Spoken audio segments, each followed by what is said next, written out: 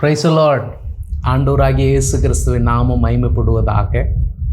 கடந்த ஒரு வாரத்திற்கு பின்பதாக மறுபடியும் நாம் இவ்விதமாக வேறொரு பைபிள் ஸ்டடியோடு கூட ஆண்டவருடைய நாமத்தை உயர்த்தும்படியான பாக்கியத்தை கர்த்தர் நமக்கு தந்திருக்கிறார். நாம் இன்றைக்கும் ஹைப்பர் கிரேஸ் டீச்சிங்கினுடைய இன்னொரு முக்கியமான ஆஸ்பெக்டை குறித்து கொஞ்சம் நேரம் நம்ம பேச போகிறோம். எனக்கு நேரம் இருக்குமே ஆனால் அதற்கு பின்பதாக, இந்த முதல் கேள்விக்கு பின்பதாக ஒரு வீடியோ கிளிப்பிங்கை உங்களுக்கு காண்பித்து அதற்கான ஒரு சிறிய விளக்கத்தையும் நான் கொடுக்க வேண்டும் என்று கர்த்தருக்குள் வாஞ்சிக்கிறேன். கர்த்தர் நல்லவர். நம்முடைய முதல் கேள்வி, புதிய ஏற்பாடு எங்கே துவங்குகிறது? திரும்பவும் கேட்குறேன், புதிய ஏற்பாடு எங்கே துவங்குகிறது? இதை நம்ம எப்படி கூட சொல்லலாம், பழைய ஏற்பாடு எங்கே முடியுது? ஏன் இப்படி ஒரு கேள்வி அப்படின்னு நீங்கள் கேட்கலாம். பைபிளில் தான் தெளிவாக சொல்லியிருக்கிறதே, பழைய ஏற்பாடு முற்றிற்று, அப்புறம் புதிய ஏற்பாடுடைய துவக்கம் எல்லாம் சொல்லப்பட்டிருக்கிறதே. அப்போ உங்களுக்கு ஏன் இப்படி ஒரு கேள்வி அப்படின்னு கேட்பீங்கன்னா, வாங்க அந்த கேள்விக்கான பதிலை இன்றைக்கு நாம் சேர்ந்து கண்டுபிடிக்கலாம். ஹைப்பர் கிரேஸ் டீச்சிங் பேசுகிறவர்கள் சொல்லக்கூடிய மிக முக்கியமான ஒரு விஷயம், இயேசு கிறிஸ்து சிலுவைக்கு முன்பதாக சொன்ன விஷயங்கள் அது நமக்கு சம்பந்தப்பட்டவைகள் அல்ல, அது நமக்கு தேவையில்லாதவைகள். இயேசு கிறிஸ்துவின் போதனைகள், பழைய உடன்படிக்கையை சார்ந்து இருக்கக்கூடிய போதனைகள் புதிய ஏற்பாட்டில் இருக்கிறது, அது இன்றைக்கு நமக்கு தேவையில்லாதவை என்பது ஹைப்பர் கிரேஸ் டீச்சிங்கில் உள்ளவங்க, இந்த குரூப்பில் இருக்கிறவங்க மிக முக்கியமாக சொல்லக்கூடிய ஒரு கருத்து. உதாரணத்திற்கு ஆண்ட்ரூ ஃபார்லே அவர் என்ன சொல்கிறாரு, இயேசு கிறிஸ்து பழைய உடன்படிக்கையின் காலத்தில் பிறந்து வாழ்ந்தவர். புதிய ஏற்பாடு மத்தேயு 1:1 துவங்கவில்லை. உண்மையில் அது வேதாகமத்தின் எந்த பகுதியிலும் துவங்கவில்லை. அது சரித்திரத்தில் இயேசுவின் இரத்தம் சிந்தப்பட்ட அந்த புள்ளியில் தான் துவங்குகிறது.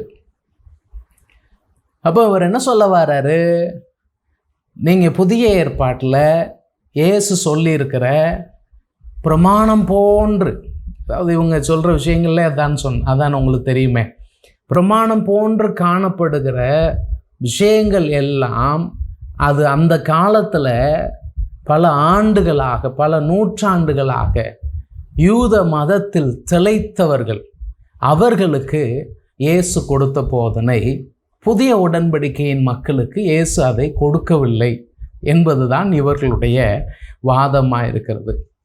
ஜோசப் பிரின்ஸ் அவர் என்ன சொல்கிறாரு, 4 சுவிசேஷத்தில் இயேசு சொன்ன சில கருத்துக்கள் சிலுவைக்கு முன்பு சொல்லப்பட்டவை. நீங்கள் இதை நல்லா புரிஞ்சுக்கணும். இயேசு சொன்ன சில கருத்துக்கள் சிலுவைக்கு முன்பு சொல்லப்பட்டவை, அதாவது நமது பாவங்களுக்காக மரிக்கிறதற்கு முன்பு. சில கருத்துக்கள் சிலுவைக்கு பின்பு சொல்லப்பட்டவை, நமது பாவ மன்னிப்பை பூர்த்தி செய்து தமது நீதியை நமக்கு கொடுத்து அதற்கு பின்பு சொல்லப்பட்ட பகுதி சொல்கிறாரு. இந்த பின்பகுதி தான் விசுவாசிகளாகிய நமக்கு தேவையானவை. அப்போ இயேசு சிலுவைக்கு முன்னால் சொன்ன வார்த்தைகள் நமக்கு தேவையில்லாதவை என்று ஜோசப் பிரின்ஸ் சொன்னதை வைத்து நாம் எடுத்துக்கொள்ளலாம். அப்போது எனக்கு ரொம்ப இது வித்தியாசமாக தோன்றுகிறது. எனக்கு தெரிந்த சில போதகர்களே இதை கருத்தை அவர்கள் சொல்லி இருக்கிறதை நான் கேட்டிருக்கிறேன். இதெல்லாம் மிக முக்கியமாக ப்ராஸ்பரிட்டி டீச்சிங்கை ஆதரிக்கிறவர்கள் கூட முகம் சுளிக்கக்கூடிய விதத்தில் இந்த கருத்துக்கள் அமைந்திருக்கிறதை ப்ராஸ்பரிட்டி டீச்சிங்கை ஆதரிக்கிறவர்கள் என்னோடு கூட பகிர்ந்து கொண்டிருக்கிறார்கள்.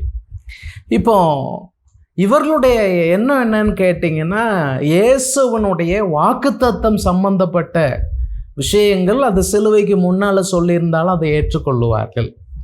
ஆனால் அவர் சவால் நிறைந்த ஒழுக்கம் சம்பந்தப்பட்ட வார்த்தைகளை அவர் சொல்லும் பொழுது, கற்பனைகளை அவர் சொல்லும் பொழுது அது அவர்களுக்கு தேவையில்லை என்று அவர்கள் சொல்லுவார்கள். அதாவது இதெல்லாம் இயேசு கிறிஸ்து மத கூட்டத்திற்கு, சொன்ன சவுக்கடியான வார்த்தைகள், கடினமான வார்த்தைகள், இந்த வார்த்தைகள்லாம் நமக்கு தேவையில்லை. இதோட ஒரு படி மேலே போய் ராயன் ரூஃபஸ் சொல்கிறாரு, மலை பிரசங்கம் சபைக்கு உகந்ததா? என்ன பயங்கரமான கேள்வி பாருங்க. மலை பிரசங்கம் சபைக்கு உகந்ததா? மலை பிரசங்கங்கிறது மத்தேயு 5, 6, 7 அதிகாரங்களில் இருக்கிறது. சொல்கிறார், இது நிச்சயமாக சபைக்கு உகந்தது அல்ல. அது சுயநீதிக்காரர்களுக்கானது. யாருக்கு? சுயநீதிக்காரர்களுக்கு ஆனது. இது ரட்சிப்புக்கு முன்பதாக செய்யப்பட்ட பிரசங்கம். அதாவது மனுக்குலத்தின் ரட்சிப்பிற்கு முன்பதாக ப்ரீ சால்வேஷன் மெசேஜ் என்று அவர் சொல்றார். நீங்கள் கிருபையை உண்மையாக புரிந்து கொள்ளவில்லை என்றால், அந்த பியாட்டிடியூட்ஸ் என்று சொல்லக்கூடிய அந்த பாக்கியவான்கள், அந்த 5ஆம் அதிகாரத்தில் முதல் 12 வருஷத்தில் வருகிறது பாருங்க. அந்த பாக்கியவான்கள் லிஸ்ட், அந்த பகுதிக்கே போகாதீங்க. ஏன்? கிறிஸ்தவர்களுக்கு அதை போதிப்பது என்பது பிரமாணவாதத்தையும் சுய நீதிக்குரிய பெருமையும் கொண்டு வந்து அவர்களை ஆக்கினைக்கு உட்படுத்திவிடும். ராயன் ரூஃபஸ் என்ன சொல்றாரு? மலை பிரசங்கம் கிறிஸ்தவர்களுக்கு தேவையில்லை. அதிலும் மிக குறிப்பாக அந்த பெயாட்டிடியூட்ஸ், பாக்கியவான்கள் லிஸ்டில் சொல்லக்கூடிய வசனங்கள் எதுவுமே கிறிஸ்தவர்களுக்கு ஆரோக்கியமானதல்ல.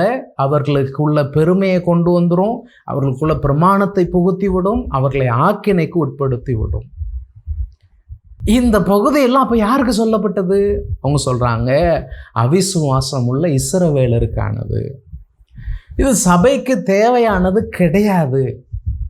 ஒருவேளை நீங்கள் இது சபைக்கு தேவையான்னு இயேசுகிட்ட கேட்டால், ராயன் ரூஃபஸ் சொல்கிறார், இயேசு இடத்துல கேட்டால் அவர் தரையில் உருண்டு உருண்டு சத்தம் போட்டு சிரிப்பார். அப்புறம் தலையை குனிஞ்சி அழுவாராம். ஏன்? இவ்வளோ விவரம் இல்லாமல் இப்படி ஒரு கேள்வியை கேட்டுவிட்டானே என்று சொல்லி அவர் அப்படி செய்வாராம். ஆனால் நீங்கள் வேதத்தில் இருக்கக்கூடிய இந்த பகுதியை குறித்து காலகாலமாக இருக்கக்கூடிய பரிசுத்தவான்களுடைய கருத்து என்ன? 16ஆவது நூற்றாண்டில் வாழ்ந்த எரேமியா பரோஸ் என்கிறவர், அவர் அந்த நாட்களிலேயே இயேசு கிறிஸ்துனுடைய இந்த மலை பிரசங்கத்தை குறித்து ஒரு அற்புதமான புஸ்தகத்தை எழுதியிருக்கிறார். அதில் அவர் சொல்கிறாரு, இது கிறிஸ்துவே பேசின ஒரு மிக நீண்ட நெடிய பிரசங்கம் என்று சொல்லுகிறார். இங்கிலாந்து தேசத்தை சேர்ந்த ஒரு மிகப்பெரிய வேத அறிஞர் ஜான் ஸ்டார்ட் என்கிறதான அறிஞர் சொல்கிறாரு, தம்முடைய சீஷர் எப்படி இருக்க வேண்டும் என்பதை விளக்கக்கூடிய மிக அருமையான கொள்கை விளக்கம் என்றே இந்த பகுதியை நாம் சொல்லிவிடலாம். இவைகளின் மதிப்பு அளவிட முடியாதவை. மெய்யாகவே இந்த பகுதி நம்மை பரலோகத்திற்கு மிக அருகாமையில் கொண்டு அந்த அனுபவத்தை அனுபவிக்க வைக்கிறது. பாருங்க, இவர்களுடைய பார்வை எப்படி இருக்கிறது? கிருபை பேசக்கூடிய, அதாவது ஹைப்பர் கிரேஸ் பேசக்கூடியவர்கள் பார்வை இந்த பகுதியை குறித்து எப்படி இருக்கு? எவ்வளோ பெரிய வித்தியாசம் பாருங்க. அப்போ அவங்க என்ன சொல்றாங்க? சிலுவைக்கு முன்னால் இயேசுவே பிரமாணம் தான் பேசிட்டு இருந்தார் என்று சொல்லுகிறார்கள். ஆனால் நீங்கள் வேதத்தை கவனித்து பார்த்தீங்கன்னா இயேசுவோ பவுலோ ஒரே சுவிசேஷத்தை தான் பிரசங்கம் பண்ணியிருக்கிறாங்க. நீங்கள் மத்தேயு சுவிசேஷத்தில் 11ஆம் அதிகாரத்தில் யோவான் ஸ்நானகன் ஆள் அனுப்பி, வருகிறவர் நீர்தானா, இன்னும் வர ஒருவருக்கு காத்திருக்க வேண்டுமான்னு கேட்கும்போ அவர் சொல்கிறார், வந்தவங்களை பார்த்து சொல்கிறார், நீங்கள் யோவான் ஸ்நானகனை போய் பார்த்து சொல்லுங்கள், குருடர் பார்வை அடைகிறார்கள், சப்பானிகள் நடக்கிறார்கள், குஷ்டரோகிகள் சுத்தமாகிறார்கள், செவிடர்கள் கேட்கிறார்கள், மரித்தோர் எழுந்திருக்கிறார்கள், தரித்திரருக்கு சுவிசேஷம் அறிவிக்கப்படுகிறது. இந்த வசனம் சிலுவைக்கு முந்தி சொல்லப்பட்ட வசனம்.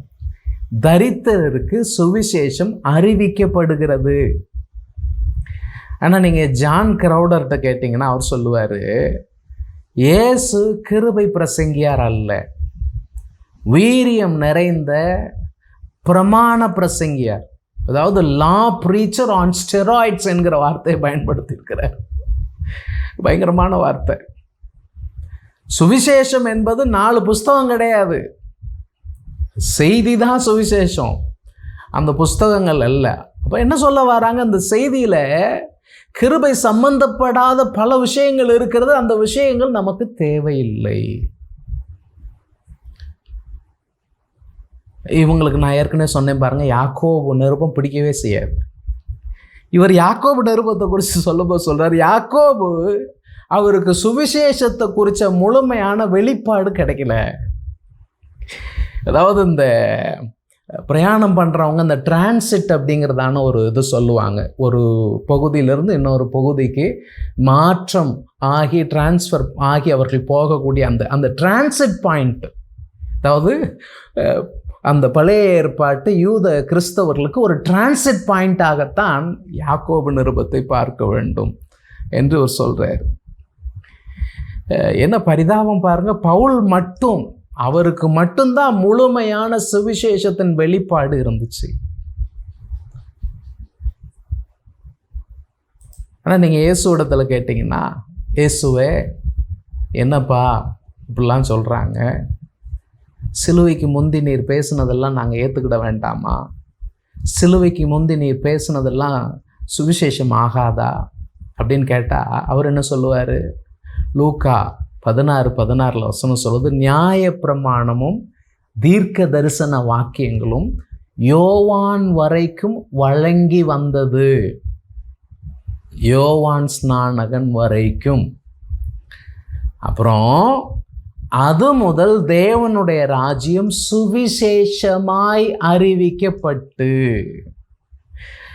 யோவான் ஸ்நானகனுடைய காலம் முதல், அது முதல் சுவிசேஷமாய் அறிவிக்கப்பட்டு வருகிறது. யாவரும் பலவந்தமாய் அதில் பிரவேசிக்கிறார்கள். This is not my words, இது இயேசு கிறிஸ்துவுடைய வார்த்தை.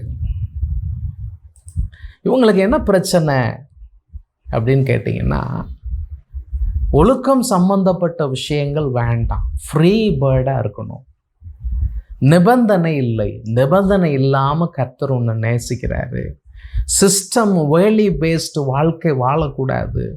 அது இயேசு என்கிற நபர், அந்த நபருக்குள்ளே நீங்கள் இருக்கிறீங்க. அதனால் வேல்யூவை பற்றியே நீங்கள் கவலைப்பட வேண்டியதில்லை. ஒரு வேத வசனத்திலிருந்தே வேல்யூவை யாராவது சொன்னால் அதை ஏற்றுக்கிடாதீங்க. இயேசு உங்களுக்குள்ளே இருந்துட்டாலே வேல்யூ தானாக வந்துவிடும் என்பது தான் அவருடைய போதனை. ஆனால் இயேசுவிடத்தில் கேட்டிங்கன்னா இயேசு சொல்லுவார், யோவான் 14:21, என் கற்பனைகளை பெற்றுக்கொண்டு அவைகளை கை கொள்ளுகிறவன் எவனோ அவன் என்னிடத்தில் அன்பாயிருக்கிறான். என்னிடத்தில் அன்பாயிருக்கிறவன் என் பிதாவுக்கு அன்பாயிருப்பான். நானும் அவனிடத்தில் அன்பாயிருந்து அவனுக்கு என்னை வெளிப்படுத்துவேன். யாருக்கு? கற்பனைகளை கை கொள்ளுகிறவன். இது சிலுவைக்கு முந்தி சொன்ன வார்த்தை, ஆனால் நமக்கு தேவையான வார்த்தை. இப்போ நம்ம இன்னொரு கேள்வி, இந்த கேள்வி இன்னொரு ஆங்கிள்லேருந்து நாம் யோசிக்கலாம். உண்மையிலேயே சிலுவைக்கு முந்தி சொல்லப்பட்ட வார்த்தைகள் எல்லாம் நமக்கு தேவையானவை அல்ல, நமக்கு ஆப்ளிகபிள் இல்லை அப்படின்னு சொன்னால், ஏன் அந்த முதல் நூற்றாண்டு பரிசுத்தவான்கள் சிரம் எடுத்து இந்த சுவிசேஷங்களை எழுத்தில் கொண்டு வந்தார்கள்? ஏன் அந்த நூற்றாண்டில் இருந்த சபைகள் இந்த சுவிசேஷங்களை அவர்கள் கூடி வருகிற போதெல்லாம் வாசித்தார்கள்? ஏன்? நீங்கள் லூக்கா 1:1 முதல் 3 வரைக்கும் உள்ள வசனங்கள், அப்போஸ்தலர் நடபடிகள் 1:1-2 இந்த வசனங்கள்லாம் பாருங்க. லூக்கா சொல்லுகிறார், நான் கிரமமாய் அவைகளை எழுதுவது நலம் என்று கண்டது. ஹிஸ்டாரிக்கல் ரெக்கார்டா அது எழுதப்பட வேண்டும் என்று எழுதினது நலம் என்று கண்டது. ஆனால் இவங்க சொல்கிறாங்க, இல்லை இல்லை இல்லை இல்லை, அதில் எல்லாம் நமக்கு தேவையில்லை, ஒரு சில பகுதிகளை நம்ம எடுத்துக்கிடலாம். பிரியமானவர்களே, இயேசுடைய வார்த்தைகள் நான் நம்பி இருக்கக்கூடிய ஒரு விஷயத்திற்கு சவால் விடுகிறதா இருக்குமானால், இயேசுவுடைய வார்த்தைகள் என் வாழ்க்கை முறைக்கு சவால் விடுகிறதானால் பிரச்சனை இயேசுவில் இல்லை, பிரச்சனை என்னில் இருக்கிறது. நான் என்னையத்தான் மாற்றணுமே ஒழிய இயேசுவனுடைய வார்த்தைகளை மாற்றக்கூடாது. அதைத்தான் இந்த குரூப் மிக அழுத்தம் திருத்தமாக செய்து கொண்டிருக்கிறார்கள். ஸ்பர்ஜன் சொல்லுவார், வேதத்திலிருந்து ஒரு வார்த்தையை இல்லை ஒரு வசனத்தை அது வேதத்தில் இல்லாமல் இருந்தால் நல்லா இருக்கும் அப்படின்னு நீங்கள் ஒரு வசனத்தை கருதுவீங்கன்னா அந்த வசனம் உங்களை கிடுக்குப்படியாக பிடிக்கணும், விடாப்பிடியாக பிடிக்கணும். எது வரைக்கும் தெரியுமா? அந்த வசனம் உங்களுக்கு சொல்லி தருகிற பாடத்தை நீங்கள் கற்றுக்கொள்ளுகிற வரைக்கும் அது உங்களை விடக்கூடாது. இது பரிசுத்தவான். ஆனால் இன்றைக்கு புதிய ஏற்பாட்டில் உள்ள வசனங்களே சிலுவைக்கு முந்தி சொல்லப்பட்ட வசனங்கள் நமக்கு தேவையில்லை என்று ஒரு கூட்டம் அலப்பிக் கொண்டிருக்கிறது. லூக்கா 9:26 இயேசு சொல்லுகிறார், என்னை குறித்தும் என் வார்த்தைகளை குறித்தும் எவன் வெட்கப்படுகிறானோ, திரும்ப சொல்றேன், இயேசுவை குறித்தும் அவர் வார்த்தைகளை குறித்தும். மத்தேயு 1 முதல் யோவான் 21 வரைக்கும் அவர் சிலுவைக்கு முன்பும் இயேசுவின் வார்த்தைகள் இருக்கிறதா? அந்த வார்த்தைகளை குறித்து எவன் வெட்கப்படுகிறானோ அவனை குறித்து மனுஷகுமாரனும் தம்முடைய மகிமையோடும் பரிசுத்த தூதர்களின் மகிமையோடும் வரும்போது வெட்கப்படுவார். he will be ashamed. நான் சொல்லல, Jesus is saying. Red letter வேர்ட்ஸை பற்றி நான் பேசுவேன். மத்தேயு சுவிசேஷம் 28 இயேசு சொன்ன கடைசி கட்டளை, த கிரேட் கமிஷன் என்று சொல்லுவார்கள். அந்த கிரேட் கமிஷன் பேசேஜ் என்ன சொல்லுது தெரியுமா? இயேசு சீசர்களை தம்மிடத்தில் வரவழைத்து சொல்றாரு, இதோ வானத்திலும் பூமியிலும் சகல அதிகாரமும் எனக்கு கொடுக்கப்பட்டிருக்கிறது. ஆதலால் நீங்கள் புறப்பட்டு போய் சகல ஜாதியாரையும் சீஷராக்கி அவர்களுக்கு ஞான ஸ்நானம் கொடுத்து நான் உங்களுக்கு கட்டளையிட்ட யாவையும் அவர்கள் கை கொள்ளும்படி அவர்களுக்கு உபதேசம் பண்ணுங்கள். இவருங்க என்ன சொல்லலைன்னா, எப்போ நான் சிலுவைக்கு முன்னால் சொன்னதெல்லாம் விட்டுருங்க, சிலுவைக்கு அப்புறம் நான் என்ன சொல்லியிருக்கிறேனோ, சிலுவைக்கு அப்புறம் எவ்வளோ பேசியிருக்கிறாருங்கிறத பார்த்தீங்கன்னா வெரி வெரி ஃபியூ வேர்ட்ஸ். நீங்கள் 4 சுவிசேஷங்களை பாருங்கள், சிலுவைக்கு அப்புறம் உள்ள வார்த்தை. இப்போ சிலுவையில் அவர் ரத்தம் சிந்தும் போதே அதை நீங்கள் அந்த 7 வார்த்தையை சேர்த்துட்டிங்கன்னா கூட அந்த 7 வார்த்தை. ஆனால் அதுக்கப்புறம் உயிர் தெழுந்த பின்பு சொல்லப்படுகிற வார்த்தைகள் அதெல்லாம் ரொம்ப இல்லை. அப்போ இதனுடைய நோக்கம் என்ன? மார்சியோனிசம் தான். இவர்கள் புதிய ஏற்பாட்டை துண்டாட விரும்புகிறார்கள், கொண்டாட விரும்பவில்லை. சுவிசேஷத்தை துண்டாட விரும்புகிறார்கள், தங்களுக்கு சாதகமான வசனத்தை எடுத்துக்கொள்ள விரும்புகிறார். நான் இயேசு என்ன சொல்லுகிறாரு? நான் உங்களுக்கு கட்டளையிட்ட யாவையும், including what ever I spoke before the cross and after the cross. சிலுவைக்கு முன்பும் சிலுவைக்கு பின்பும் நான் சொன்ன யாவையும் கை கொள்ளும்படி அவர்களுக்கு உபதேசம் பண்ணுங்கள். பை த வே, இது சிலுவைக்கு பின்னால சொன்ன வார்த்தை என்பதை நான் உங்களுக்கு தாழ்மையோடு ஞாபகப்படுத்தி கொள்ள விரும்புகிறேன். பிரியமான என்னை கேட்டுக்கொண்டிருக்கிற சகோதரனே சகோதரியே, ஒருவேளை உங்களுக்கு கொஞ்சம் ஃப்ரீடமாக இருக்கிறதுன்னு நினச்சி இந்த ஹைப்பர் கிரேஸ் கேங்கில் நீங்கள் சிக்கியிருந்தீங்கன்னா நீங்கள் ஆபத்தான நிலையில் இருக்கிறீர்கள் என்பதை மிக மிக தாழ்மையோடும் கண்ணீரோடும் உங்களுக்கு தெரியப்படுத்துகிறேன். நீங்கள் இருக்க வேண்டிய இடம் அதுவல்ல. நீங்கள் தேவனுக்கு நேராக உங்களை திருப்ப வேண்டியது, தேவனுடைய வசனத்தின் முழு ஆலோசனைக்கும் பவுல் சொல்லுவார், the whole council of God, அதற்கு நேராக நீங்கள் திரும்ப வேண்டியது மிக மிக அவசியம். இப்போ நான் சொன்ன 2வது விஷயத்தை உங்களோடு பேச விரும்புகிறேன். இந்த வாரத்தின் துவக்கத்தில் திருநெல்வேலியில் இருக்கக்கூடிய நான் மிகவும் நேசிக்கக்கூடிய மதிக்கக்கூடிய ஒரு போதகர் எனக்கு ஒரு வீடியோ கிளிப்பிங் அனுப்பியிருந்தாங்க. அதே திருநெல்வேலி பகுதியில் கிரேஸ் ப்ராஸ்பரிட்டி பேசக்கூடிய ஒரு இளம் ஊழியர். அவர் ஒரு வீடியோ வெளியிட்டிருக்கிறார், ஒரு சின்ன கிளிப்பிங் வெளியிட்டிருக்கிறார். அதில் பார்த்தீங்கன்னா வரக்கூடிய வீடியோவை நீங்கள் இப்போ பாருங்கள். நாம் அந்த கிளிப்பிங்கையும் நம்ம சிறிதாக்கி இருக்கிறோம். அதை பாருங்கள், அதற்கு பின்பு நாம் தொடர்ந்து பேசலாம். திரும்ப திரும்ப இயேசு வாயில் என்ன வருது? வியாபாரம், சம்பாதிக்கிறது, பணம், வியாபாரம், சம்பாதிக்கிறது, பணம், இதே பேசிகிட்டே இருக்கிறாரு. காசு, பணம், துட்டு, மணி மணி. இது இயேசு பேசுனதா? ஆமாங்க, ரெட் லெட்டர் வேர்ட்ஸ். வேற யாரோ அதை அப்படியே 100 பேர் ஆண்டவர் கொடுத்து பார்க்குறாரு. ஒன்றுமே பண்ணலன்னா நான் என்ன நினைக்கிறேன், நான் கரெக்டாக பண்ணேன்னா அந்த 100 பேர் இங்கே மாற்றி விட்டுருவார். ஆமாங்க, கர்த்தர்கிட்ட நிறைய அவர் இந்த டிரான்ஸ்ஃபர் பண்ணுறதுல அவர் மாதிரி அழகாக ட்ரான்ஸ்ஃபர் பண்ணுவார். எங்கேயோ இருக்கிற பணத்தை உங்கள் அக்கௌண்ட்டுக்கு ட்ரான்ஸ்ஃபர் பண்ணிடுவார். எங்கேயோ இருக்கிற ஜனத்தை உங்களுக்கு ட்ரான்ஸ்ஃபர் பண்ணிடுவார். எங்கேயோ இருக்கிற கிளைண்ட்டை உங்களுக்கான கிளைண்டாக மாற்றிடுவார். ஆமென்.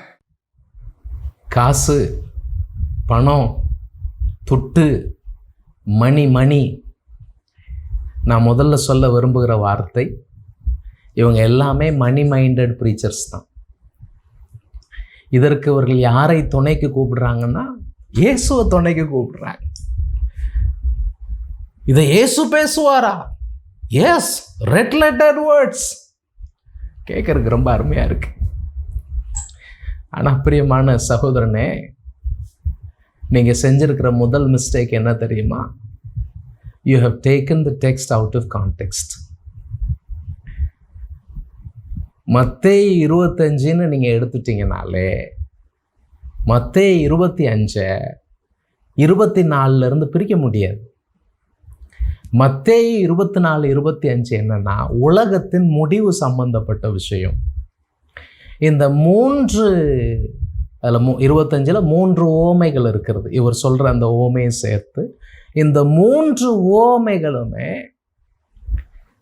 இந்த பூமியில் இருக்கும்போது நடக்கிற விஷயங்கள் கிடையாது. இந்த 3 விஷயங்களுமே அவர் வருகையின் போது நடக்கக்கூடிய விஷயங்கள்.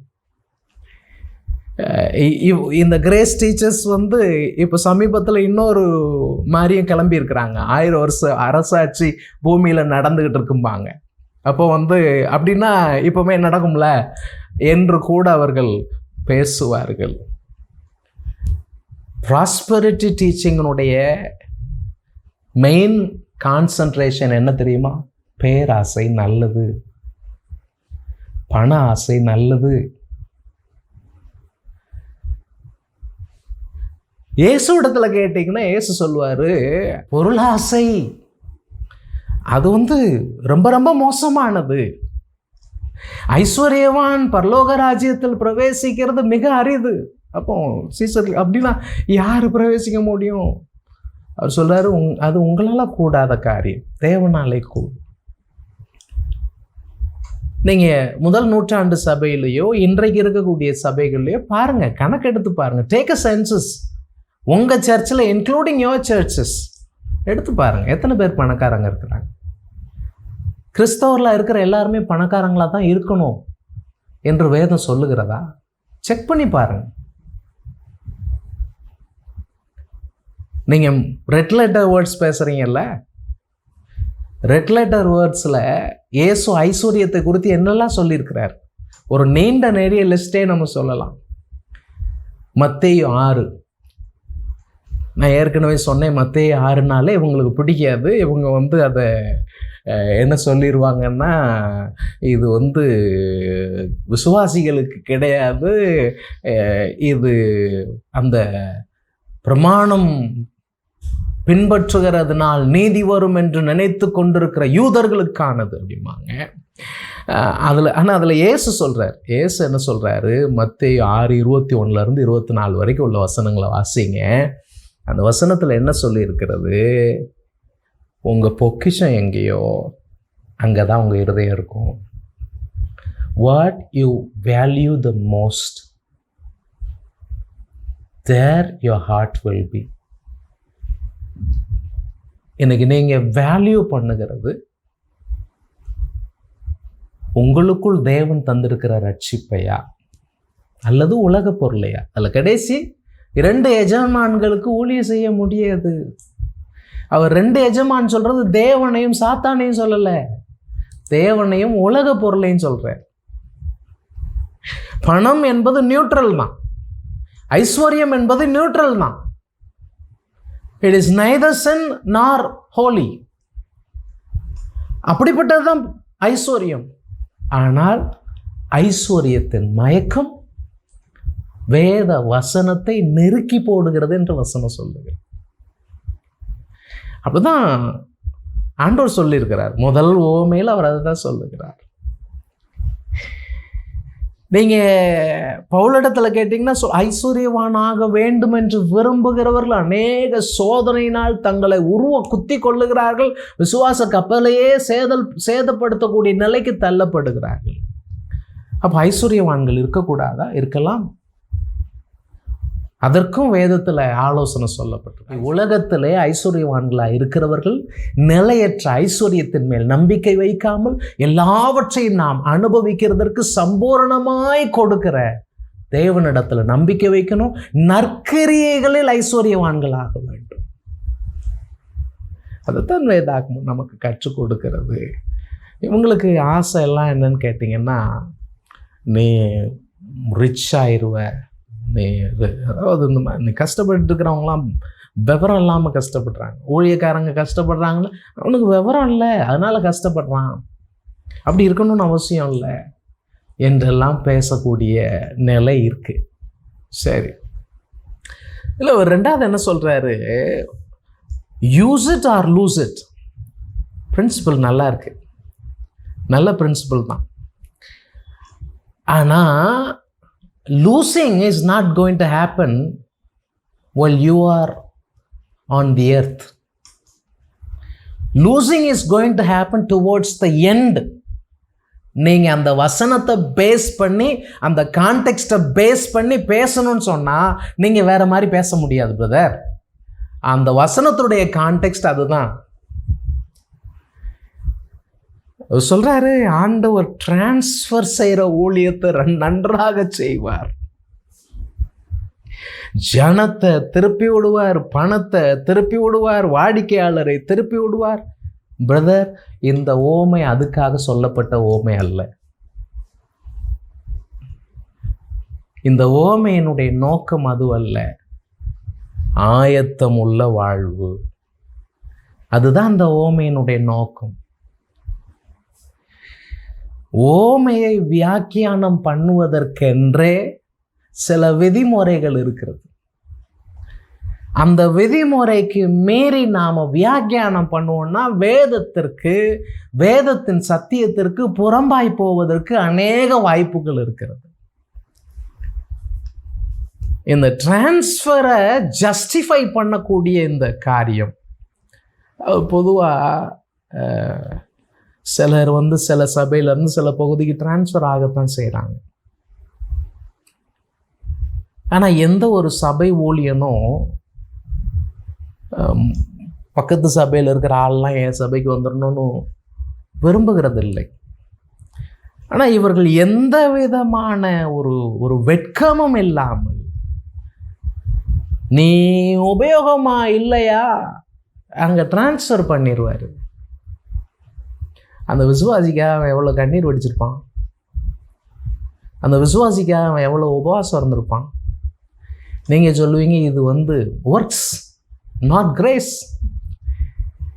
கிரேஸ் தட்டி பறிக்குமா? தட்டி பறிக்கிற வேலையை தான் அநேகர் கிரேஸ் என்கிற போர்வையில் செய்து கொண்டிருக்கிறார்கள். கிரேஸ் கேம்புக்கு புதிய விசுவாசிகள் நோக்கம் அல்ல. இந்த கிரேஸ் கேம்ப் இந்த மாதிரி குரூப்புக்கெல்லாம் என்னன்னு கேட்டிங்கன்னா, நல்ல ஷோவாக, ஆடம்பரமாக, டாம்பீகமாக ஸ்டேஜ் போடணும், லைட்டிங்ஸ் பண்ணணும், அப்புறம் மியூசிக்ஸ் இருக்கணும், அந்த ஜனங்களை அப்படி கவரக்கூடிய விதத்தில். அவங்கெல்லாம் பார்த்திங்கன்னா அந்த பிரசங்கம் பண்ணும்போது மியூசிக் இல்லாமல் பிரசங்கம் பண்ண மாட்டாங்க. அந்த மியூசிக்கு ஏற்ற மாதிரி, இவருடைய பேச்சுக்கு ஏற்ற மாதிரி மியூசிக் வரணும், மியூசிக் ஏற்ற மாதிரி பேச்சு வரணும், இந்த பேச்சு மியூசிக் சேர்கிற இடத்துல பின்னால் இருந்து விசில் வரணும். இதெல்லாம் இருந்தால் தான் இவங்க பிரசங்கம் ஓடும். நான் ஒன்று சொல்கிறேன், மியூசிக்கை கட் பண்ணி பாருங்கள், அவங்க பிரசங்கம் ஈடுபடாது. இந்த மியூசிக் என்கிற ஜாலத்தை வைத்து தான் ஜனங்கள் திசை திருப்பப்படுகிறார்கள். அதுக்காக நான் மியூசிக்கே தவறுன்னு சொல்ல வரவில்லை. எல்லாவற்றையும் கிறிஸ்துவின் சேவைக்கு உகந்த விதத்தில் பயன்படுத்துகிறதற்கு, அதை வேதம் காண்பிக்கிற வழியில் பயன்படுத்துகிறதற்கு நம்ம அர்ப்பணிக்கணும். ஸோ இந்த ஓமையினுடைய நோக்கம் பணம் சம்பாத்தியம் பண்ணுவதல்ல. இந்த ஓமையினுடைய நோக்கம் பக்கத்தில் இருக்கிறவங்க நமக்கு டிரான்ஸ்ஃபர் ஆக வேண்டும் என்பது அல்ல என்பதை மிக தாழ்மையாக நான் சொல்லிக்கொள்ள விரும்புகிறேன். இன்றைய பைபிள் ஸ்டடி உங்களுக்கு ஆசீர்வாதமாக இருந்திருக்கும் என்று நம்புகிறோம். வேறொரு வேத பாடத்தோடு கூட உங்களை சந்திக்கும் வரைக்கும் தேவ கிருபை உங்களை தாங்குவதாக. God bless you.